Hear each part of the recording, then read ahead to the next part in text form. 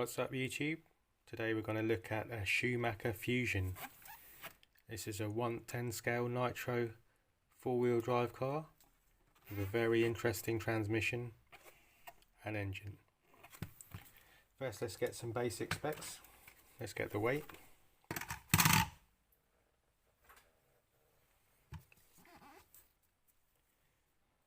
(1877 grams).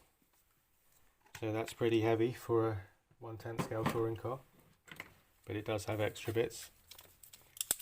We got a wheelbase of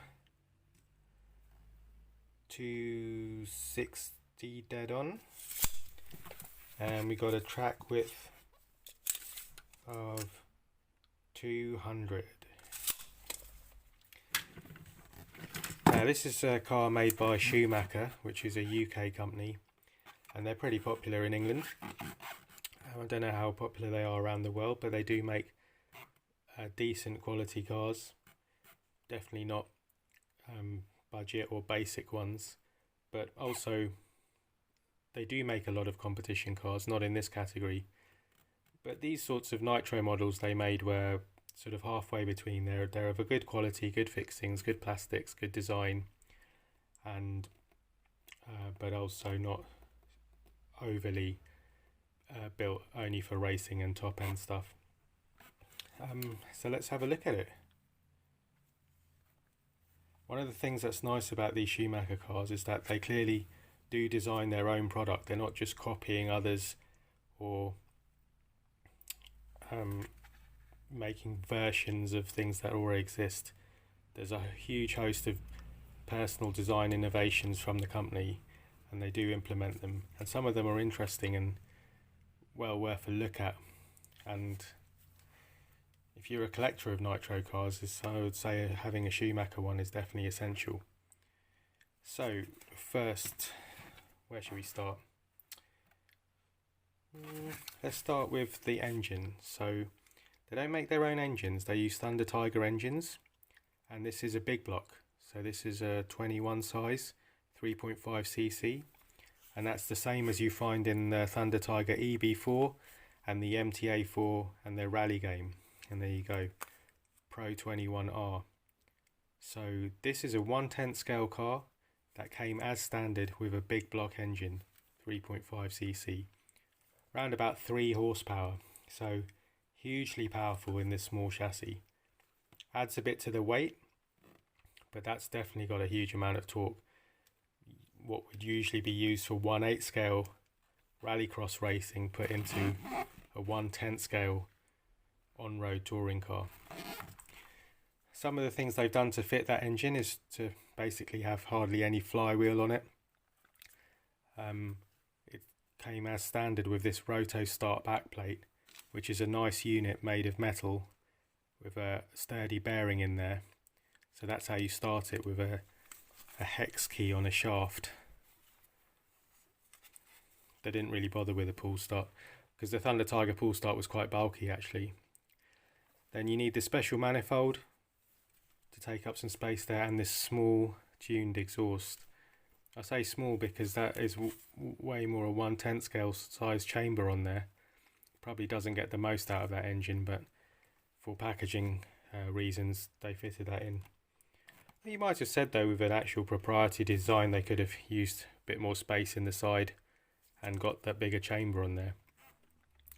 Frankly, they were probably trying to limit the torque output of this engine, which is just overkill for this size of car. Right, let's get back to the front end now. So we've got double wishbone suspension, some nice wheel feel dampers. When those dampers were first designed, they were industry leading. They were some of the best dampers you could really get. We're talking decades ago now, but they were highly sought after. People would retrofit them to other brands of car because they were just smooth and consistent and very well made. Nowadays, nearly everything is of a decent quality. Another thing that Schumacher were known for were these ball joint ends. Again, they really stepped up the quality, fit and tolerance of that piece, that people racing when I was young would be changing all their linkage switches to Schumacher ends and ball joints because they were just of a sturdier plastic with a better tolerance fit, so they develop play much less. And again, yeah, that's something, an innovation that this company brought to the entire scene. And as you can see, this actually doesn't have too much play in it in any direction. It's quite well made with the adjustable turnbuckles for geometry adjustments. You've got standard double bell crank steering with a servo saver spring there, and oddly that links to the rearmost servo. So you would think you'd use the servo closest to the engine for engine controls, but they've gone with that for the steering, and the forward servo has long linkages for the brake and engine. Again, Schumacher original designs going on. Not sure we could see the drive shaft exactly there, but it's a dog bone.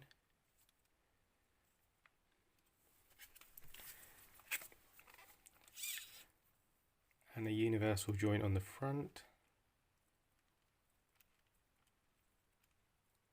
Or is that a CV joint? I think it's a CV joint. And that is actually a plastic drive shaft.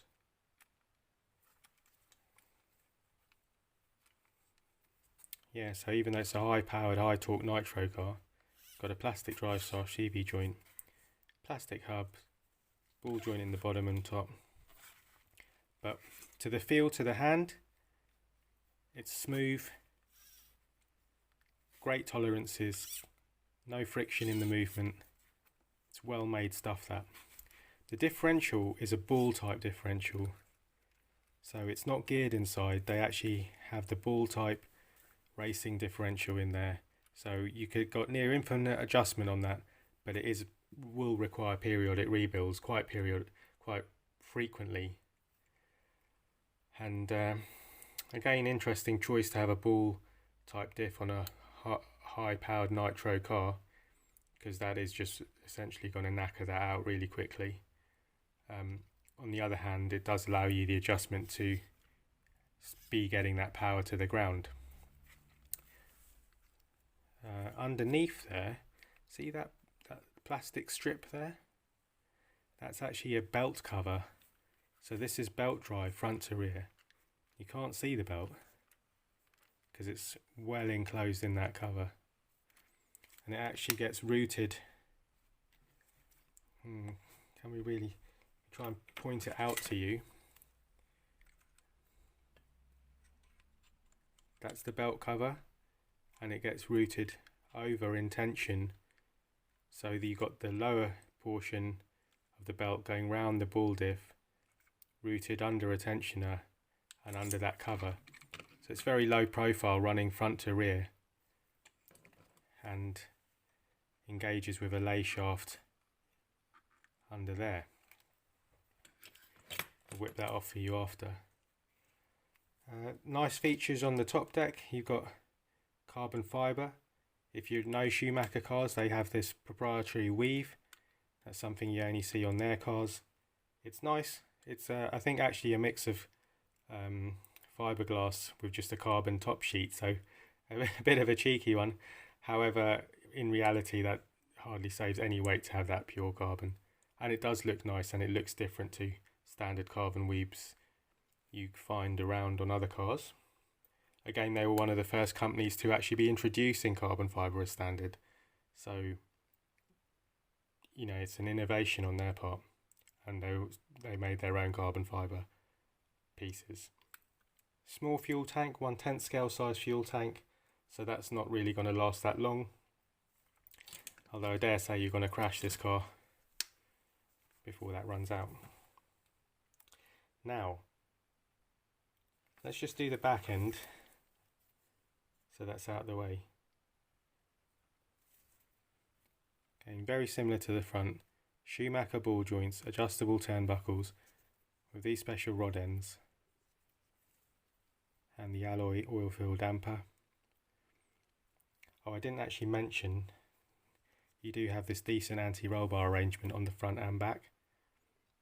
So that's a well-made anti-roll bar, well placed, and does give the anti-roll bar effect. Even though it's simple, you know, the placing of these components does really influence how you can use them for setup. You've got that plastic CV joint again, and I don't know if you can hear that, but that's the ball, the type differential. That could probably do with a bit of greasing and gives that slightly notchy feel, but does allow you to adjust it. An interesting point of these plastic drive shafts is these, you can see that the round thing is the pin, but it has sort of a plastic blade on it to even out the force in the cup. So usually you find that pin really wears a notch into those cups, but Schumacher fit this tab.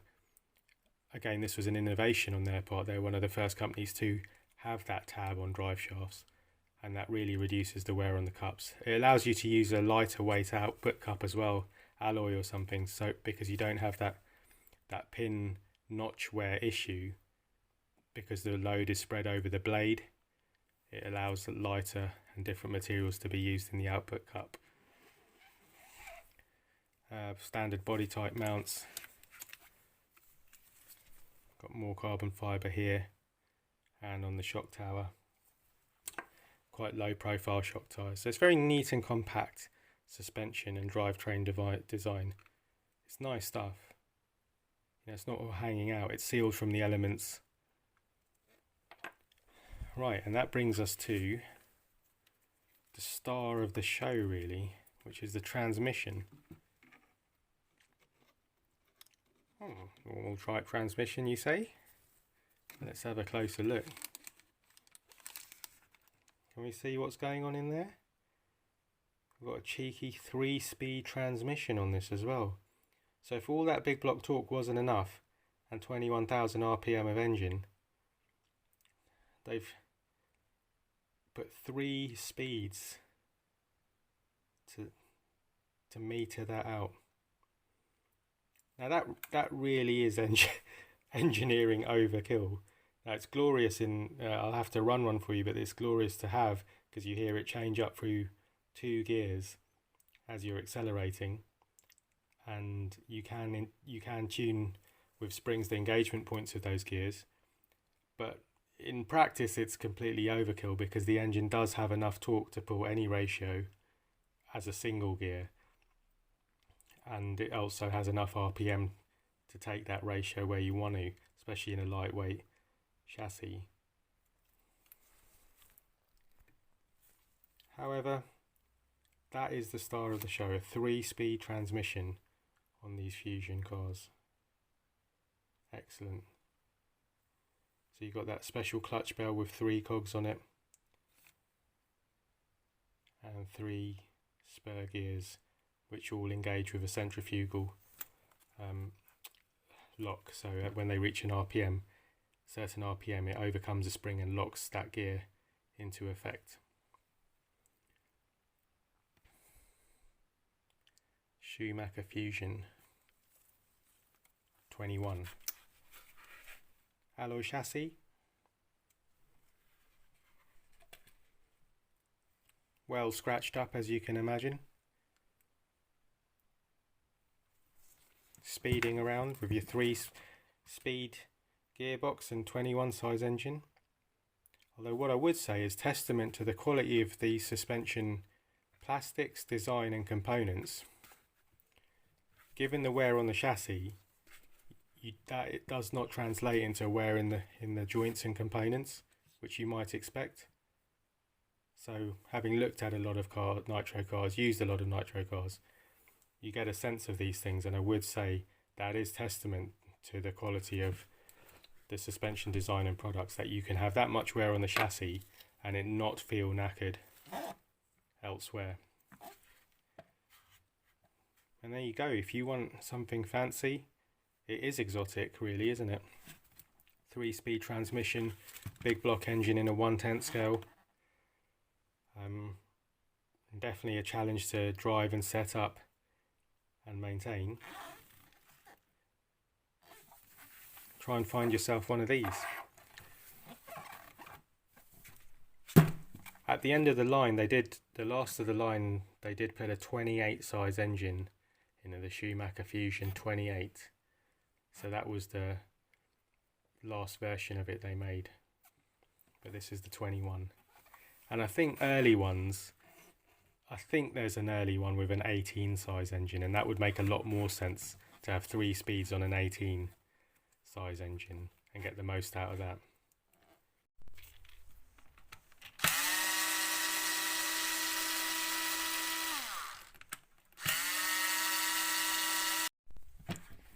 Just some extra details to add in here, like that's inside the battery compartment, the layout. So you had a nice big radio box there, well sealed again, which are great features, you know, compared to other budget or simplistic cars, to have that larger space to fit radio and equipment that you saw fit as you see fit. And you could change the weight distribution, have the battery at the front or at the back. Got something a bit wrong with the transmission I said earlier. I said it went into a lay shaft across there, as is fairly common on these types of four-wheel drive road cars, but it actually doesn't. It comes underneath the engine into the back here. So I'll try and get an exploded diagram up of the layout of the belts, but it goes, both belts going forward and backwards go underneath the engine into a lay shaft up here. And you've got one different belt for the, I think it's one different belt, or it could even be one singular belt that goes around this top shaft, the back diff, and round the front. So I'll try and get a diagram of that. And lastly, this has a notably thick chassis, so although it's 1/10 scale, the chassis is similar thickness to a 1/8 scale buggy, and that's at 3.5 mil.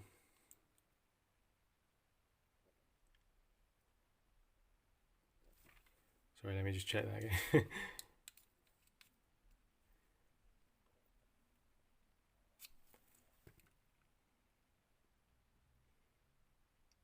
No, that's actually at a 4mm chassis. So, yeah, maybe you can tell on the video, maybe you can't, but that is a thick chassis on there compared to other vehicles. Again, another sign of the type of quality and innovation in a Schumacher Nitro car. Let me know if you had one of these, if you've always wanted one, if you want to see one going, what you thought about it, what it was like to run one. Schumacher FUSION 21.